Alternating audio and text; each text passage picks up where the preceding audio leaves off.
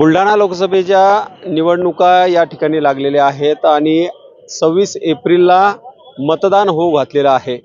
21 उमेदवार रिंगणात उभे ठाकलेले आहेत। यातले 10 उमेदवार जे आहेत अपक्ष म्हणून त्यांनी आपला अर्ज जो आहे तो कायम ठेवलेला आहे। नागरिकांचं काय म्हणणं आहे, नागरिक काय याबाबत या 2024च्या निवडणुकीच्या संदर्भात त्यांचे काय मतांतर आहे ते जाणून घेण्यासाठी आपण या ठिकाणी आलो आहेत। बरेचसे नागरिक आहेत, बस स्टॉप या परिसरात आहोत। काही नागरिक आहेत त्यांच्याशी बोलूया।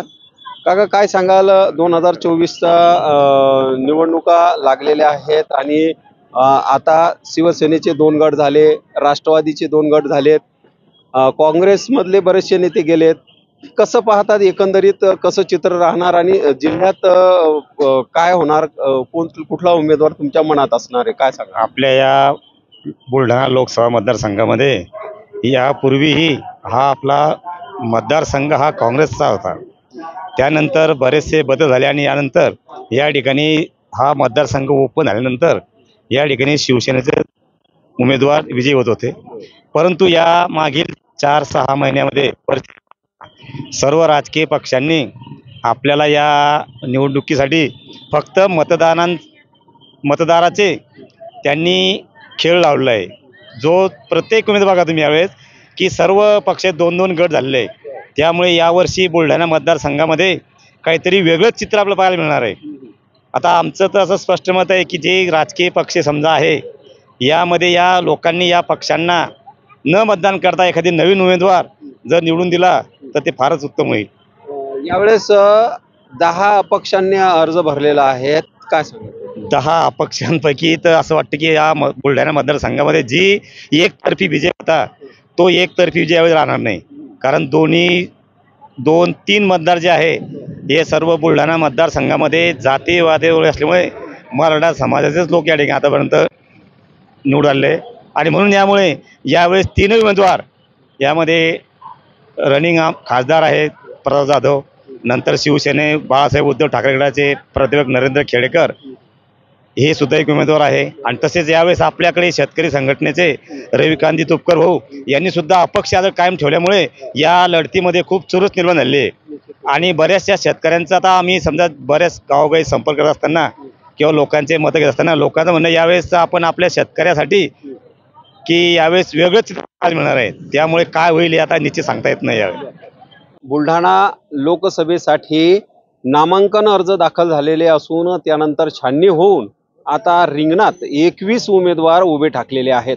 यात सर्वात मोठा आकडा जो आहे तो 10 अपक्षांचा आहे। त्यासाठी आपण नागरिकांच्या प्रतिक्रिया जाणून घेण्यासाठी या ठिकाणी आलेलो आहेत।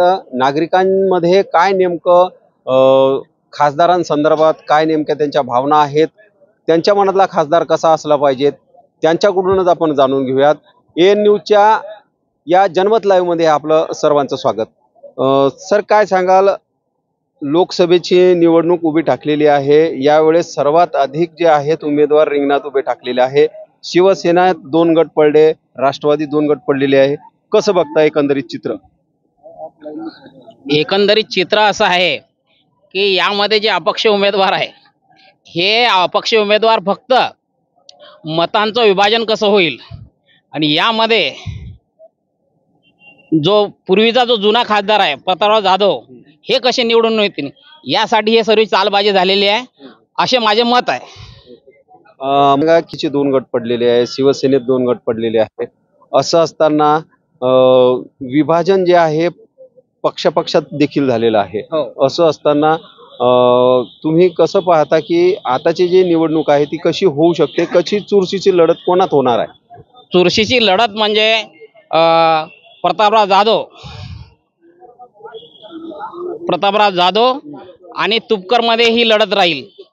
कारण यांच्या मताच्या विभाजनामुळे आणि राष्ट्रवादी उबाटा यांच्या मध्ये फूट पडल्यामुळे याचा फायदा सरळ खासदार प्रतापराव जाधव यांना होणार आहे। निश्चितच वंचितचा देखील उमेदवार या ठिकाणी आहे। त्यांनी देखील मागच्या वेळेस मोठं मतदान जे आहे ते घेतलेलं आहे, त्याबद्दल काय सांग? ते मागच्या वेळेस जे वोटिंग घेतलं त्यावेळेसची लहर अलग होती आणि यावेळीची हवा अलग आहे। त्यावेळेस जे मतदान घेतलंय त्या लोकांनी प्रकाश आंबेडकर यांच्यावर विश्वास ठेवून त्या वोटरला वोटिंग केलेलं आहे, उमेदवाराला. परंतु यावेळेस एवढं वोट ते घेऊ शकत नाही. यासाठी या मताचं विभाजन होऊन यामध्ये प्रतापराव जाधवच हे विजयी होतील एवढी मी गॅरंटी देतो. 2024च्या या लोकसभेच्या उमेदवारी अर्ज दाखल झालेले आहेत. लोकांचे काय मत आहे ते जाणून घेण्यासाठी आपण या ठिकाणी आलेलो आहे. यावेळेस 2024च्या लोकसभेच्या निवडणुका लागलेल्या आहेत. उमेदवार उभे टाकलेले आहेत. तुम्हाला काय वाटते, तुमच्या मनातला खासदार कसा असायला पाहिजे? आम्ही मगर साहेबांना वोट देणार आहे, कारण की आम्ही आंबेडकर घराण्याशी एकनिष्ठ आहे. आम्ही मगर साहेबांना वोट देणार आहे, कारण की आम्हाला बाळासाहेब आंबेडकरांना पुढे न्यायचं आहे म्हणून. आणखीन युवकांचे काय प्रश्न आहेत जिल्ह्यातले ते काही सांगता येतील? युवकांचे प्रश्न की ट्युशनची फी असते तेवढी कमी करावी थोडी. आम्हाला शाळेमध्ये थोडं प्रोत्साहन करावं, किंवा आम्हाला काही भत्ता वगैरे काही द्यावा ज्याच्यानं आम्हाला शिकासाठी थोडी मदत भेटावी, जे गरीब मुलं आहे समजा त्याच्याकरिता. बरेचसे नागरिक आपल्यासोबत या ठिकाणी जुळलेले आहेत. त्यांचे काय मत आहे ते जाणून घेऊया. सर, मला सांगा की राष्ट्रवादी असेल, शिवसेना असेल, यामध्ये 2 विभाजन झालेलं आहे आणि वेगवेगळे ते पक्ष झालेले आहेत. असं असताना महाराष्ट्रात हे उभी फूट पडल्यामुळं चित्र जे आहे हे विचित्र दिसतं आहे. लोकांमध्ये संभ्रम आहे आणि बुलढाणा जिल्ह्यात जवळपास 21 जे उमेदवार आहेत ते उभे ठाकलेले आहेत. यात सर्वाधिक जे आहेत 10 उमेदवार जे आहेत ते अपक्ष म्हणून त्यांनी अर्ज दाखल केलेला आहे. कसं बघता एकंदरीत हे राजकीय वातावरण? मला यामध्ये एवढंच सांगायचं आहे, उमेदवारांची शैक्षणिक पात्रता आणि जिल्ह्याचा जो विकास करणार आहे त्याकडे कल देऊन नागरिकांनी मतदानाकडे जास्तीत जास्त लक्ष द्यावं आणि जितक्या जास्तीत संख्येनं मतदान होईल, मतदान किती जास्त पटीने वाढू शकते याकडे लक्ष दिलं पाहिजे, हे माझं वैयक्तिक मत आहे.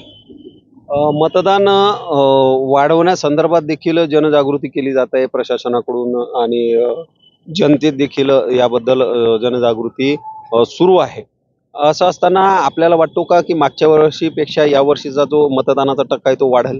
बिलकुल, यावर्षी मतदानाचा टक्का वाढलाच पाहिजे.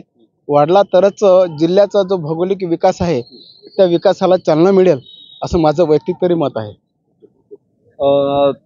बुलढाणा लोकसभेसाठी कोणाकोणाची फाईट होऊ शकते, काय तुमचं आकलन काय?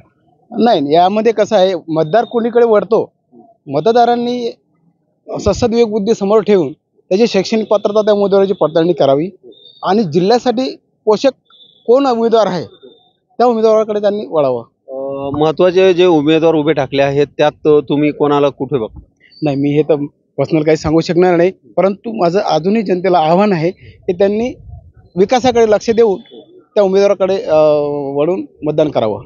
विकास करणाऱ्या व्यक्तीकडे लक्ष देऊन आपलं मतदान जे आहे ते करावं अशी मागणी निश्चितच नागरिकांच्या ज्या आहेत त्या वेगवेगळ्या प्रतिक्रिया समोर येत आहेत. यासाठी AN न्यूजच्या जनमत लाईव्ह मध्ये आपण सतत नागरिकांच्या ज्या प्रतिक्रिया आहेत त्या आपण जाणून घेणारच आहोत. तोपर्यंत आपण जे आहेत आज पुढच्या भागात पुन्हा नवीन नागरिकांसोबत नवीन त्यांच्या काय प्रतिक्रिया आहेत त्या सुद्धा आपण पुढे जाणून घेणार आहोत. तोपर्यंत नमस्कार. दीपक मोरे, बुलढाणा.